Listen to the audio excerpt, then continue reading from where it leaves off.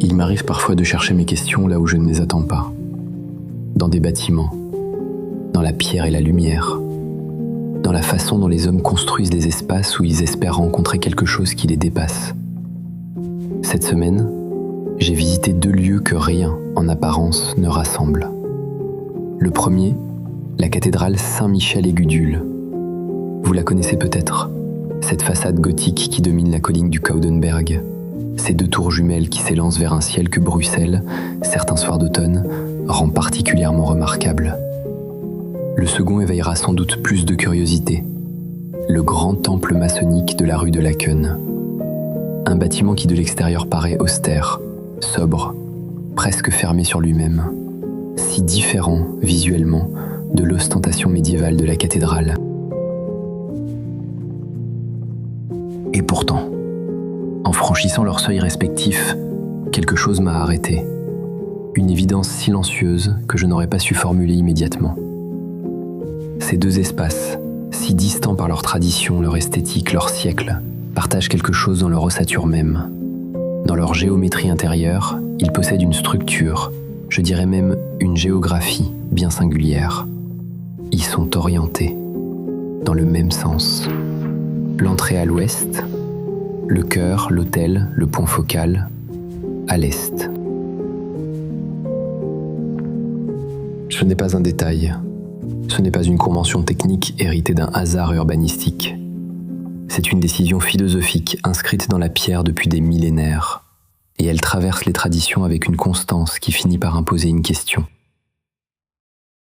Dans la quasi-totalité des temples de l'Antiquité, grecs, égyptiens, perses, le sanctuaire intérieur, le naos, s'ouvrait vers l'Orient.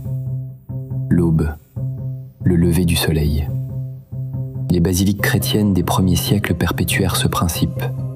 Le fidèle entrait par l'Occident, là où le soleil se couchait, et marchait vers l'Orient, là où il renaissait.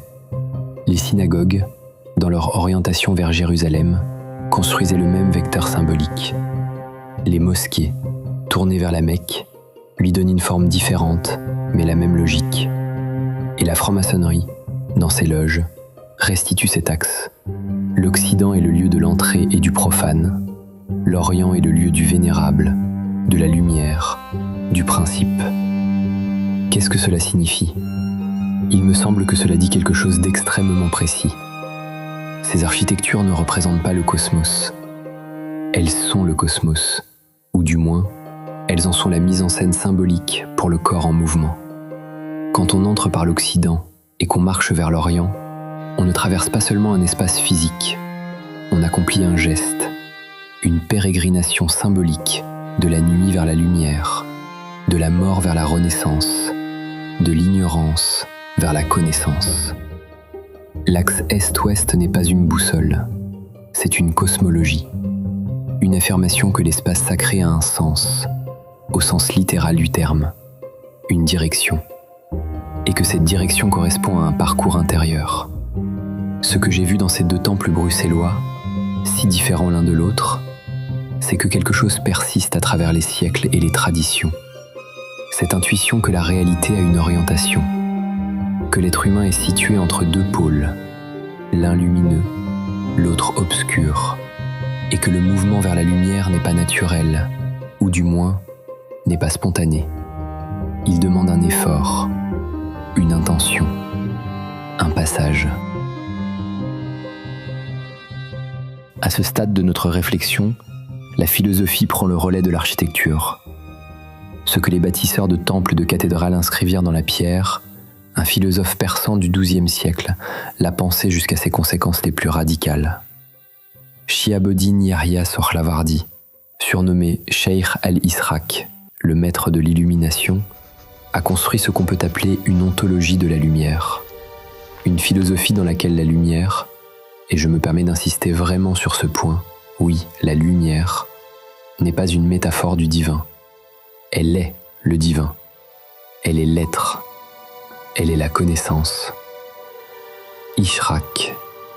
En arabe, l'illumination du soleil à son lever, l'orient du soleil. Ce mot désigne à la fois un phénomène cosmique et le mouvement de la conscience qui s'éveille à sa propre nature. Et cette superposition n'est pas accidentelle. Elle est le cœur même du système.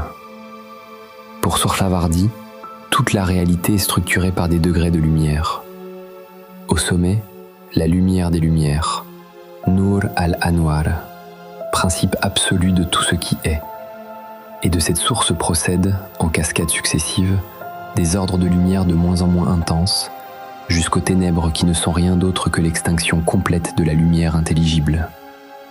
Mais voici le point qui me semble décisif, et qui fait de Sohrawardi un penseur irremplaçable. Il identifie explicitement 3 termes que d'autres philosophies gardent distincts: la lumière, la conscience et l'intelligible. Chez lui, ces 3 réalités ne sont pas analogues. Elles sont identiques. Connaître, c'est être illuminé. Être illuminé, c'est recevoir la lumière intelligible. Et la lumière intelligible, c'est la conscience elle-même dans son acte le plus pur. Ce qui veut dire que l'ignorance n'est pas seulement un défaut intellectuel, elle est littéralement une obscurité, un recul de la conscience loin de sa source lumineuse. Et l'éveil, toute prise de conscience authentique, est un lever de soleil intérieur. Ishraq, l'illumination du soleil à son lever. Notre cher Sohrawardi nous enseigna que là se situe la source de la sagesse et de la révélation. Tout dévoilement d'une vérité qui gisait cachée dans les ténèbres de notre ignorance est pareil à un lever de son soleil au premier éclat de l'astre du jour. L'âme, à chaque prise de conscience, est illuminée par la connaissance divine, par l'apparition des lumières intelligibles. Et de cette identification découle quelque chose de fondamental pour notre Odyssée. Je pense ici à la lettre 29 d'Ismaël, à son évocation du cycle des prophètes comme autant de lumières successives, de levées de soleil dans la nuit de l'histoire. Sohrawardi aurait reconnu cette intuition. Pour lui, chaque révélation prophétique est une Ishraq, une illumination orientale, une percée de la lumière intelligible dans les ténèbres du temps.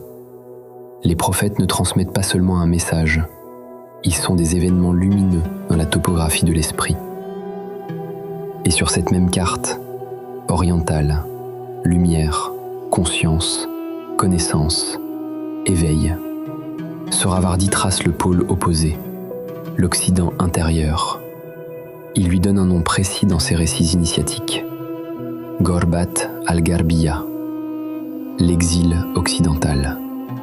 C'est l'état de la conscience qui a perdu son orient, qui ne sait plus distinguer le ciel de l'enfer, l'ange du démon, la lumière de l'ombre, qui a perdu ses ailes, qui chute dans les abîmes des ténèbres de l'angoisse. Sache que de même qu'il existe un Orient intérieur, il existe un Occident intérieur. Celui-ci survient quand la conscience humaine perd de vue l'Orient, son Orient, lorsqu'elle perd tout repère lors de son long voyage dans l'existence. Alors elle ne sait plus distinguer entre le ciel et l'enfer, l'ange et le démon, la lumière et l'ombre. Elle a perdu ses ailes, qui lui donnaient autrefois la force de s'envoler vers la source de toute lumière. Elle chute dans les abîmes. Elle ne connaît plus que les ténèbres de l'angoisse. Il n'y a plus d'Orient, mais l'extrême Occident, l'Occident de l'âme, comme il y a le crépuscule du soleil. Là sont les ténèbres, celles du non-être, où décline la lumière.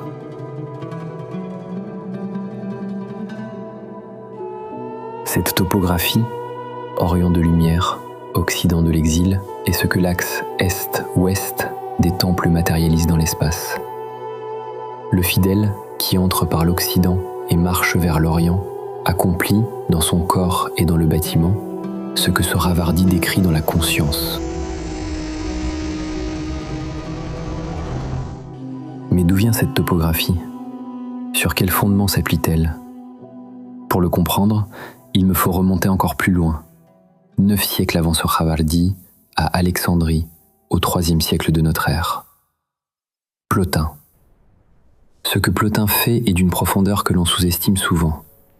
Il prend la structure cosmologique de Platon, la hiérarchie entre le monde intelligible et le monde sensible, et il la transforme en une description complète des orientations possibles de l'âme humaine. Et pour cela, il a besoin de comprendre les deux pôles entre lesquels l'âme se meut. Le pôle lumineux, d'abord. L'un, ce principe que Plotin refuse d'appeler être, tant ce mot est déjà trop limité. L'un rayonne, il irradie. De lui procède le nous, l'intelligence divine, puis l'âme, psyché, puis le monde sensible. Cette procession est nécessaire, comme la lumière du soleil, qui rayonne sans que le soleil ne diminue. C'est la lumière de l'être elle-même qui se déploie dans des degrés successifs. Et au terme ultime de cette procession, là où l'énergie s'est épuisée jusqu'à son extinction, se tient la matière, la hilée. Et Plotin lui donne un nom qui est une définition. Touméon, le non-être. Non pas le vide absolu, mais la privation maximale. Ce qui reste quand il ne reste plus rien de la lumière. L'obscurité pure, l'informe, l'absence de sens. La matière est un mal, dit Plotin, mais pas un mal positif, pas une force mauvaise en soi. Un mal comme manque, comme ténèbres qui n'est rien d'autre qu'absence de lumière. La matière est ténèbre, et si elle est mauvaise, c'est en tant qu'absence du bien, privation de forme, de sens et de lumière, non comme puissance en elle-même.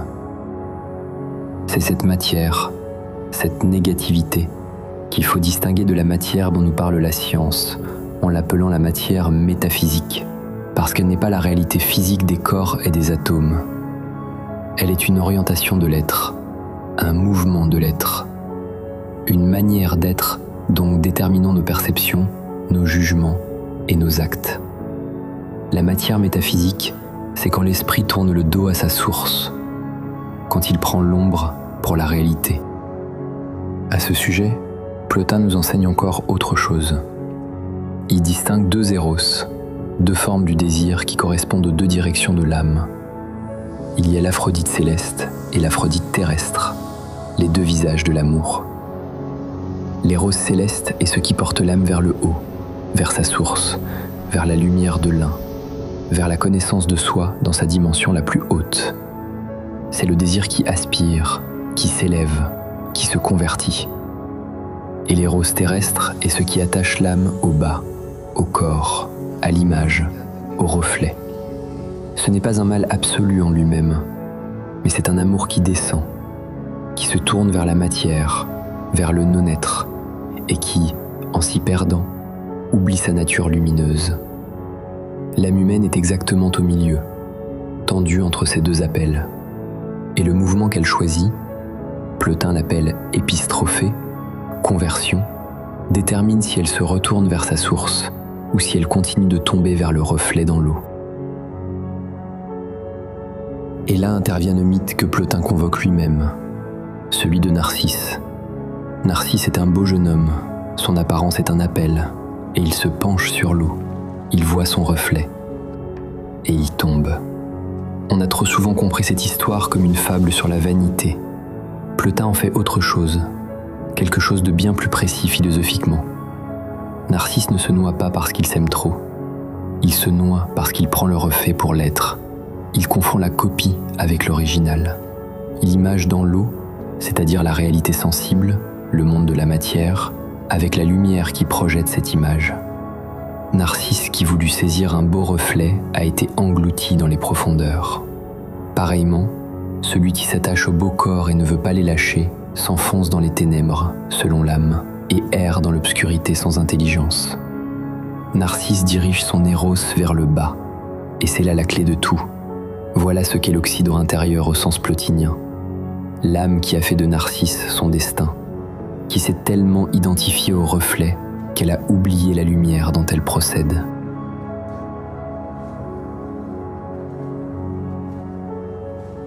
Je ressors du temple, par la porte de l'Occident, là par où j'étais entré, et je me retrouve dans la rue, Bruxelles. Le bruit, la foule, les écrans, les voitures. Et je me pose une question que Plotin ni Sohravardi ne pouvaient pas poser, parce qu'elle nécessite que la chose existe d'abord pour être posée. Et si cette matière métaphysique que Plotin décrivait comme le pôle inférieur de l'être? Et si cet exil occidental que Sohravardi nommait comme la condition de la conscience qui perd sa source? Et si tout cela s'était cristallisé dans une civilisation entière? Si l'Occident intérieur n'était plus seulement un risque individuel, mais le cadre collectif, institutionnel, culturel dans lequel nous vivons? C'est exactement la question que pose René Guénon, et sa réponse, publiée en 1927 dans La crise du monde moderne, est d'une précision troublante. Plaçons René Guénon dans son contexte historique, le début du XXe siècle, qui voit le triomphe de l'Occident capitaliste sur l'ensemble de la planète. Guénon, observateur mais aussi interprète de son temps, développe quelque chose que je n'ai lu nulle part ailleurs formulé avec autant de netteté. Il dit d'abord que la différence entre ce qu'il désigne comme les civilisations orientales, c'est-à-dire principalement les ensembles culturels musulmans, hindous, chinois, et la civilisation occidentale moderne, n'est pas une différence de degré ou de forme. C'est une différence de principe.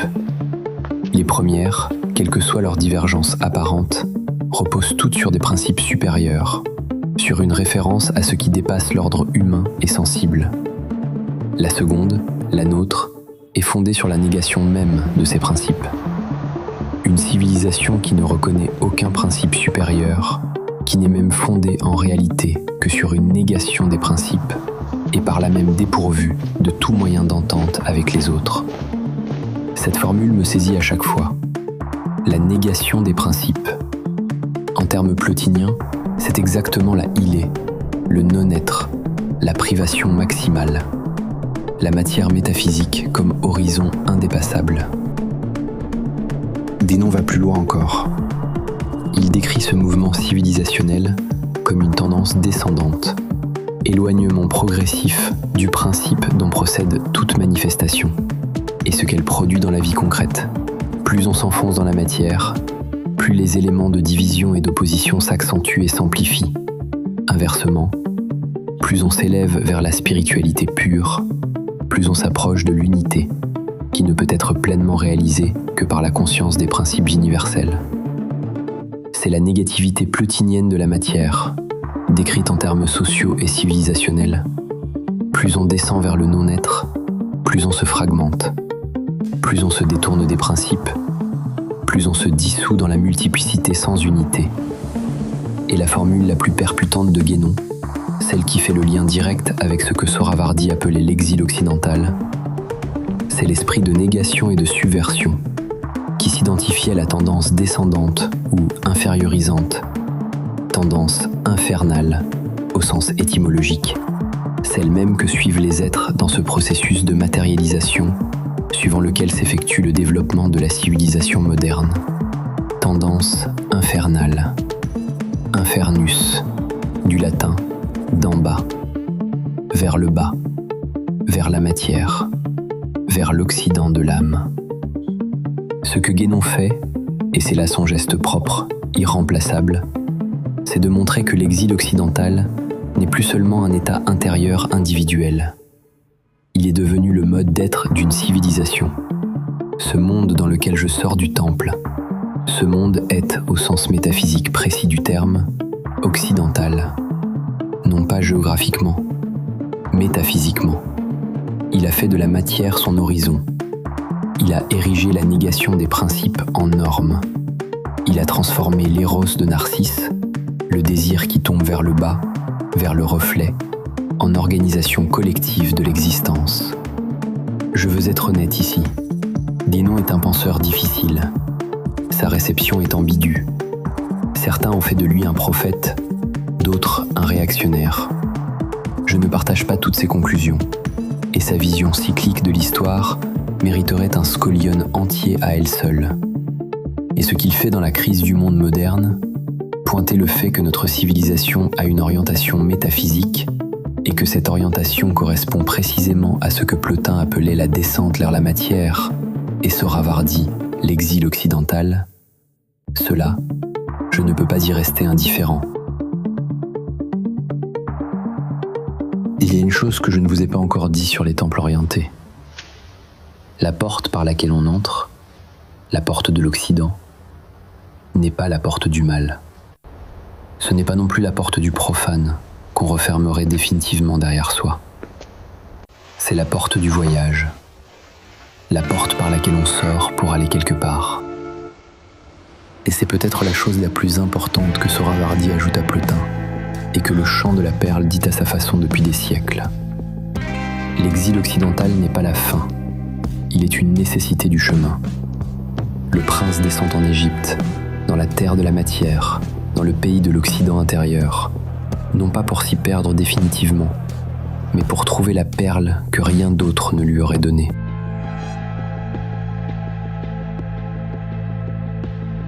Voilà où en est notre esprit voyageur à la fin de cette lettre 30. Debout sur le pont d'un bateau qui quitte les côtes de Syrie, qui chante doucement le chant de la perle pour ne pas oublier qui il est, et qui regarde le soleil descendre vers l'horizon, vers l'Occident. Il s'éloigne de l'Orient de lumière. Il entre dans l'exil, dans cet Occident qui n'est ni historique, ni politique, ni culturel, mais avant tout ténèbres spirituelles, couchant de la conscience, quelle que soit la culture. Et je me retrouve à me demander, maintenant que j'ai arpenté ces temples, que j'ai lu Sohrawardi et Plotin et Guénon, je me demande ce que cela signifie pour nous, non pas comme abstraction philosophique, mais comme condition de vie. Parce que si Guénon a raison, si nous vivons dans une civilisation qui a choisi l'Occident métaphysique comme destin, alors nous sommes tous, d'une certaine façon, dans la position du prince, dans l'exil, ayant revêtu les habits du pays de la matière, ayant mangé leur nourriture, risquant à chaque instant de nous endormir et d'oublier. Mais la lettre de l'aigle peut encore arriver. Elle arrive, parfois, sous la forme d'une musique, d'un visage, d'une lecture qui vous arrête, d'un silence que vous n'attendiez pas, de ces instants où quelque chose en vous se souvient. Réveille-toi, tu es fils de roi, souviens-toi de la perle. Et c'est peut-être la seule chose que je puisse dire ce soir, depuis cette bibliothèque, avec toute l'incertitude qui est la mienne. Cette question, vers quelle porte vous tournez-vous?